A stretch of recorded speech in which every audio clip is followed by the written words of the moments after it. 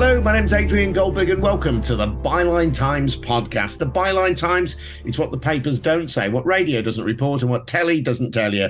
This time, Austerity 2, with new Chancellor Jeremy Hunt warning of deep spending cuts.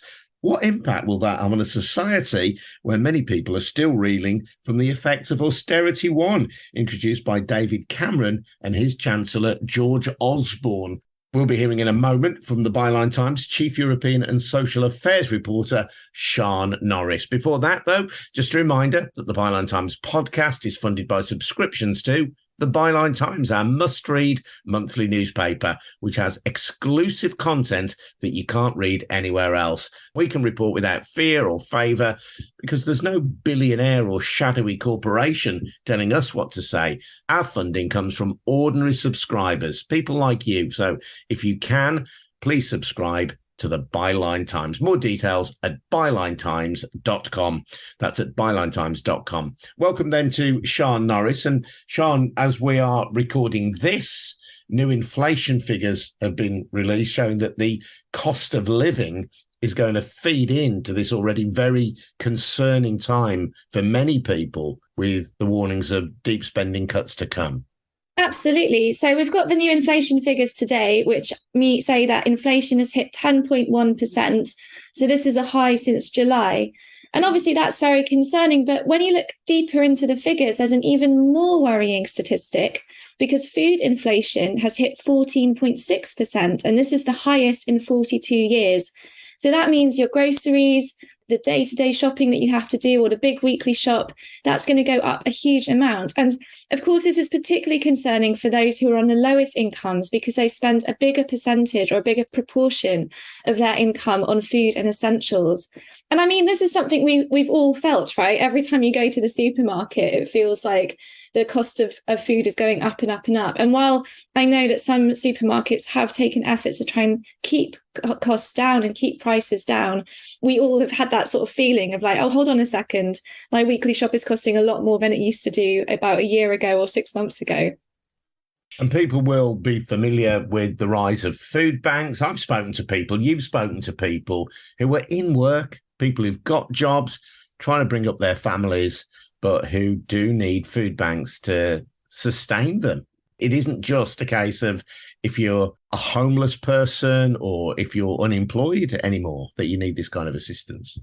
Yeah, absolutely. So last month in September, I went up to Shotton in North Wales, which is the town that my family's from, and went and visited the food bank there. And this is the message that everyone is saying, like the people in the food banks, that it's a very different group of people who are coming through the doors. Obviously, you're still getting those individuals who are unemployed or, aren't able to work for whatever reason, or in temporary accommodation or facing homelessness. But increasingly, they're saying, well, we're seeing people who used to be okay, people who might have a nice house, people who might have a good car, but just can't make ends meet month after month after month. And this is particularly the case for families who might have children, or particularly someone that they're caring for, like a sick relative or an unwell partner, are becoming more reliant on food banks. And then the more people need food banks, the more donations are required. But obviously, all of us are feeling the pinch, so we're less likely to donate to food banks. So you end up with this real vicious circle. And I think, one of the statistics that I've kept coming back to this year over and over again is that 1.8 million children are now living in deep poverty. And deep poverty is when you can't afford the most basic essentials. And it's just, how can we be in this position in 2022 when professionals like nurses, teachers are going to food banks because they can't afford to feed themselves and their kids, when 1.8 million children are growing up without even access to food? It's really scary. And unfortunately, this is October. It's just going to get worse over winter as the temperatures drop, as heating bills go up. You need sort of more hot meals. You can't live off salad and things in the winter. And it's a scary time. Indeed. And the government has said, hasn't it, that its assistance to help people with their fuel bills over the winter is only going to last 6 months. After that, they're going to move to a situation where aid is more closely targeted. But that's going to mean many people who felt, well, okay, at least our energy bills are going to be covered after this 6-month period, are going to be left to fend for themselves when it comes to heating and lighting and so on. I think what's really been highlighted by this energy crisis is that it's not just the poorest households that are in trouble. It's people who have got quite nice pensions or have paid off their mortgages but are suddenly having to dip into their savings because they can't afford their energy bills anymore. It's that sort of middle class professional who is suddenly, oh, well, I can get, I've got a nice flat, I have a good job, but my energy bills have gone up doubled overnight. And so it's not just the kind of, when we think about targeted assistance, I think the government is often thinking like those on the lowest incomes. But the fact is, people who have always sort of considered themselves all right, or what Theresa May called for just about managings, and now facing really, really different pressures than they were a year ago. That kind of conversation reminds me of something I was watching last night about free school meals. We have children on free school meals in England when their parents earn less than 7,000. But that leaves 800,000 low-income children in low-income households who aren't entitled to free school meals. And again, maybe a few years ago, they would have been the just about managings. They could get their kids to school. They could give them a packed lunch. But nowadays, families are finding it increasingly difficult. So the problem with targeted support is, while it is always welcome, it's like, who is the target now? Because it's not necessarily who we thought it was a year ago, 5 years ago, 10 years ago. Yeah, I think the threshold for accessing free school meals is a household income of £7,400 a year. There are many people on universal credit, so who the state acknowledges need help to live, who nevertheless do not qualify for school meals. And I stand to be corrected on these figures, but I think in the London area, something like 40% of children whose families are on universal credit do not qualify for school meals. In the West Midlands, something like 25% of children whose families qualify for universal credit don't qualify for school meals. So the threshold for this assistance can sometimes be very, very low indeed.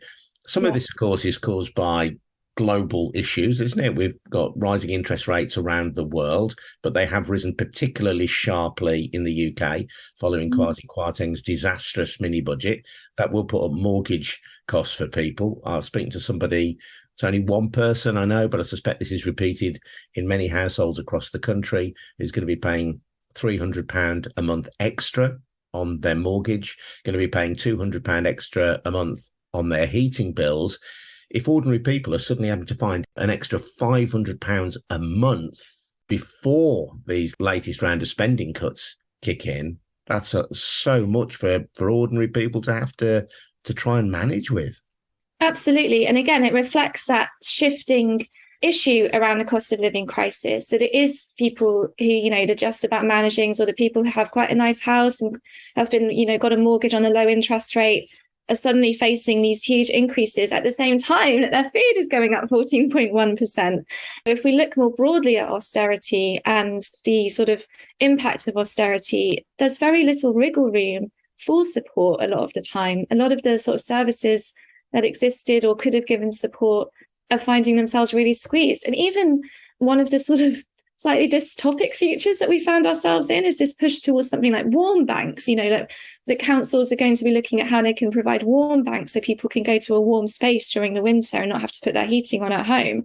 Well, one of the sort of suggestions for that has been libraries. But over the last 12 years, we've seen the closure of thousands and thousands of libraries. So the infrastructure that could have existed perhaps to add that kind of safety net during this very difficult time has already suffered under austerity 1.0, although whether this austerity 2.0 is new or just a continuation of the first one is up for debate, I guess. Austerity 1.0 was, as many people have pointed out, a political choice by David Cameron and George Osborne following the financial crash. There were other economies where people were more inclined to borrow money to invest in new projects, but the government decided that its route to sound money would simply be to cut public spending. And I've spoken on this podcast to Professor Michael Marmot, who's one of the leading experts on health inequalities in this country, so that we have this astonishing situation now whereby health inequality is widening. The gap between rich and poor in terms of how long you can expect to live is growing.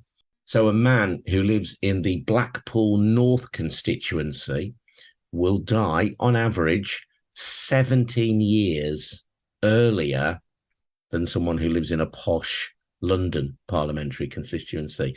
17 years. The life expectancy of women has declined in 1 in 5 areas in England. Now, there are many things that feed into that, but we know that poverty is one of the key determinants. So this is not just about people struggling to get by, maybe not being able to have Netflix or Sky Television or whatever. This is truly a matter of life and death. That's this really scary thing. And I think the health inequality data that the Marmot Review have come up with is some of the most shocking data that I've ever seen. And it's also not just about the life expectancy, it's a healthy life expectancy. So men and women living in much poorer or more deprived constituencies can see a longer period of their lives where they're very ill or struggling with health conditions than someone who's in a wealthier constituency. And this is where you get into all of the ways that it's interconnected, because obviously, if you are living for longer with a severe health condition, then you're going to need more support from the health service. And of course, the health service has seen real-term funding cuts since 2010, with the exception of the coronavirus pandemic, the lockdown period, when there was a lot of money pumped into the health service. So between 2009 and 10 and 2019 and 2020, the growth in NHS budgets was 1.1% a year, which was the lowest that it had been for decades, and obviously a lot lower than it was under the new Labour government.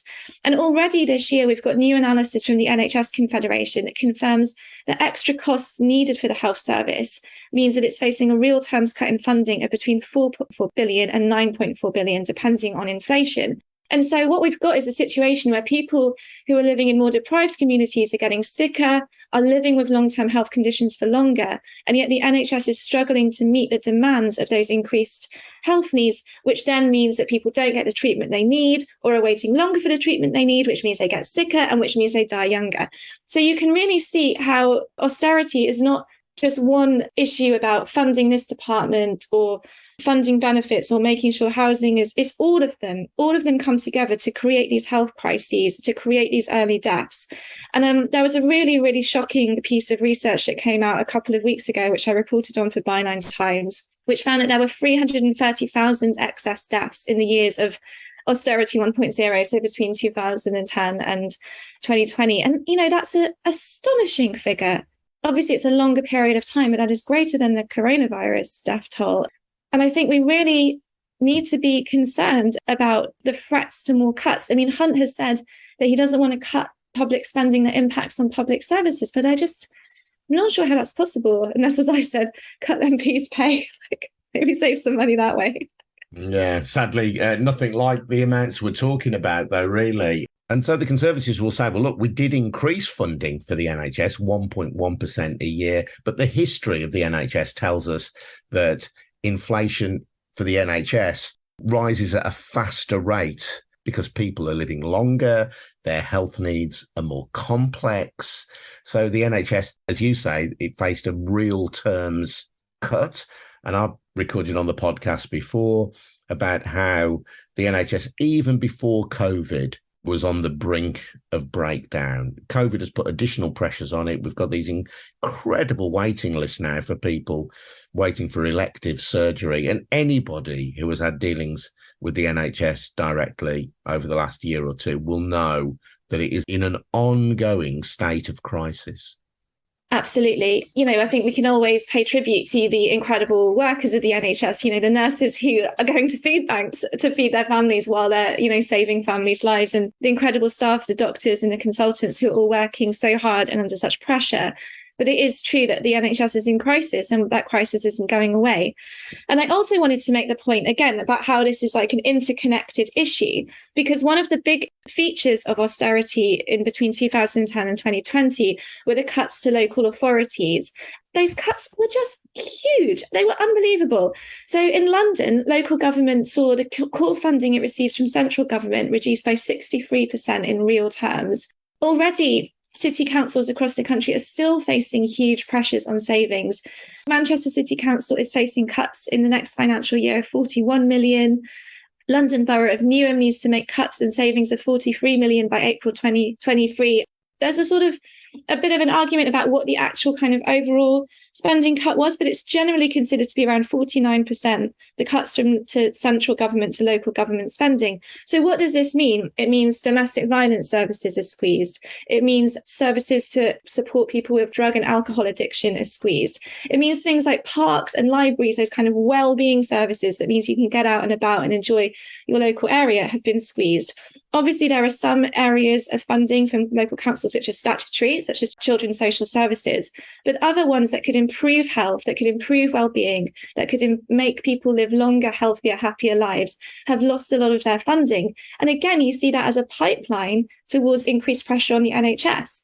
If your local council can't really afford to fund something like a domestic abuse support services, then that means that women and children in those households are going to have health needs that have to be addressed in a crisis situation rather than dealing with them at a sort of prevention point. Same with drug and alcohol, same with things like libraries, those kind of services that help improve well-being. So I think, again, we've kind of got this really difficult situation where everything is very interconnected and where we've got a perfect storm of the international situation, the crisis that this government has pretty much created from itself through this mini budget, and the long-term effect of austerity over the last 12 years, plus the pandemic, plus war in Ukraine, and some of those things are external pressures, things that we can't really sort of say, that's not the government's fault, but some of them are definitely a result of choices made by successive Conservative administrations.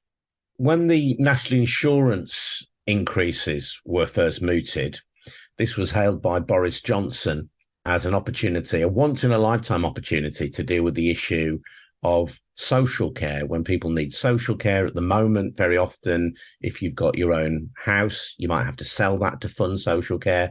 And the idea was that henceforward, your cost of social care would be capped so that people didn't have to sell their houses to pay for care.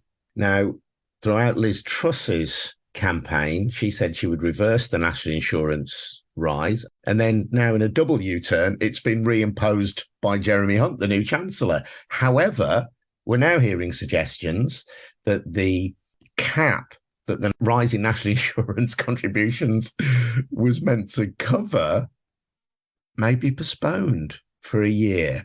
Who knows how long a year will really be?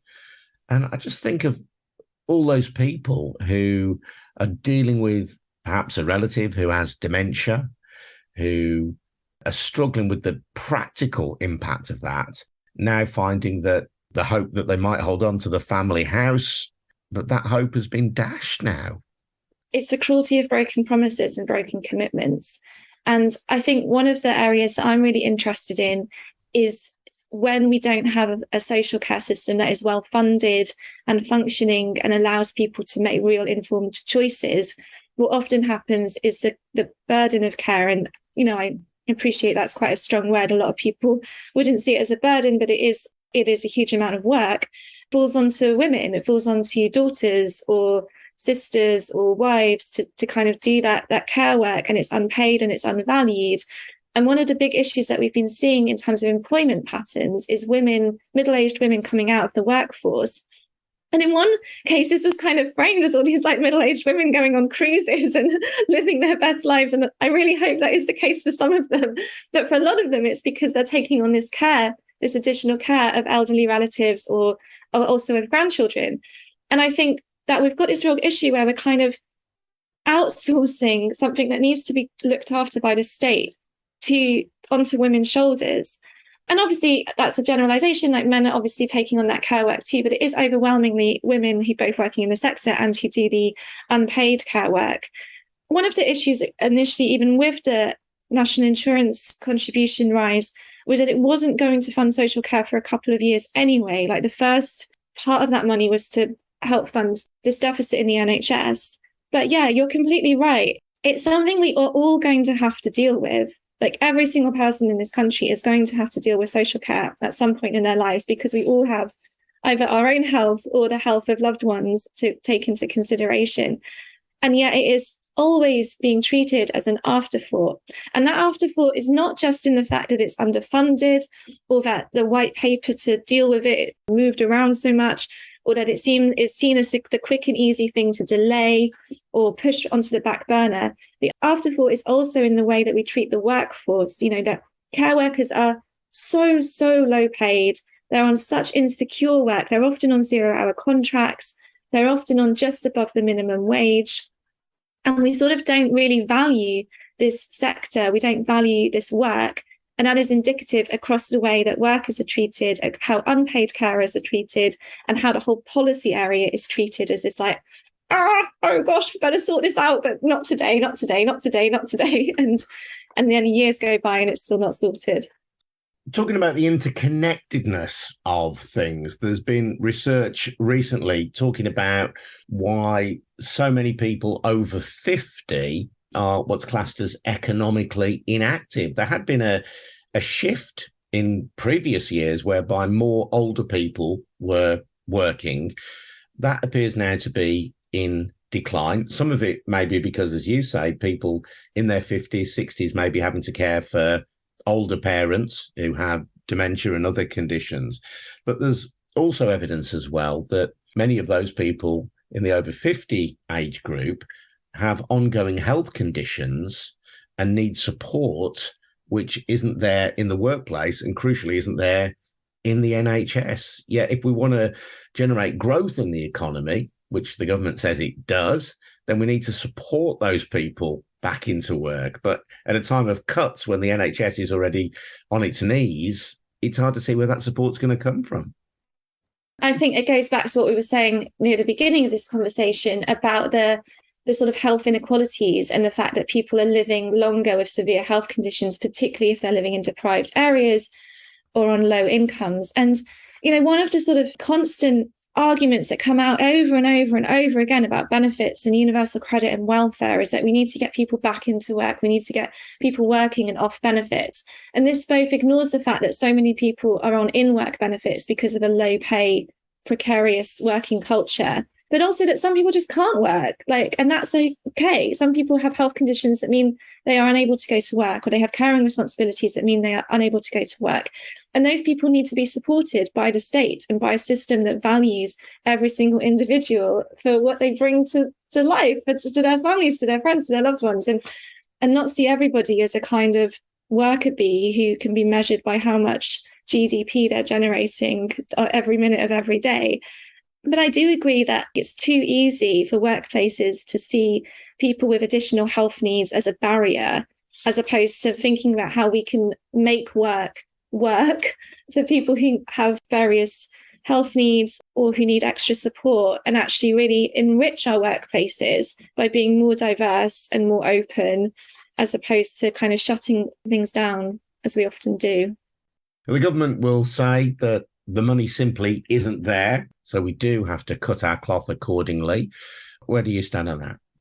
I do very much believe in a high tax, high welfare society. And in fact, every time I pay my own tax bill as a self-employed freelancer, I'm like, I believe in a high tax, high welfare society to sort of lessen the pain of having to pay tax.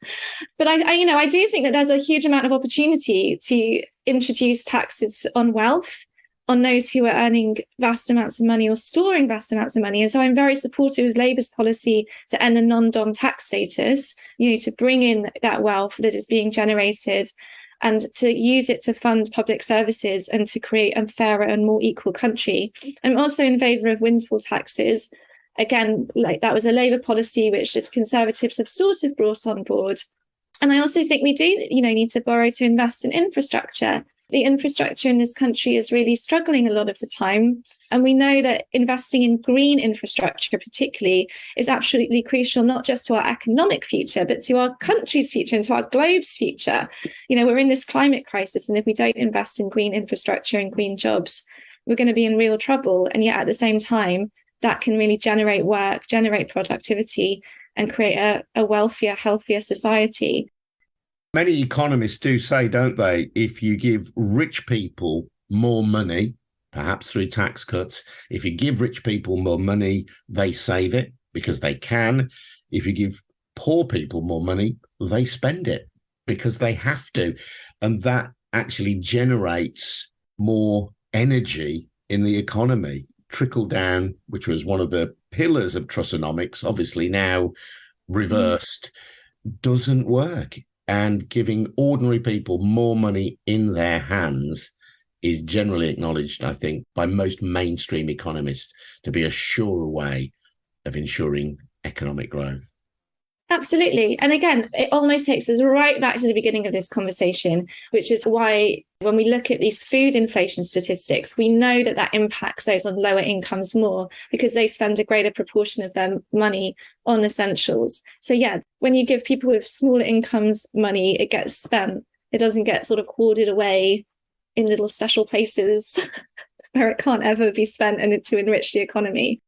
Sian, thanks very much indeed. Sian Norris, the Chief European and Social Affairs Reporter of the Byline Times. You can read more from Sian in the latest print edition of the Byline Times and also online at bylinetimes.com, which is where you'll find details of how to subscribe to the Byline Times. Don't forget that paying for the monthly newspaper, which is a great read in its own right, helps to fund this podcast. So go on, if you haven't done it already, please go and do it. Head over to bylinetimes.com and take out a subscription. Subs start from as little as £3 a month. I'm Adrian Goldberg. This has been the Byline Times podcast.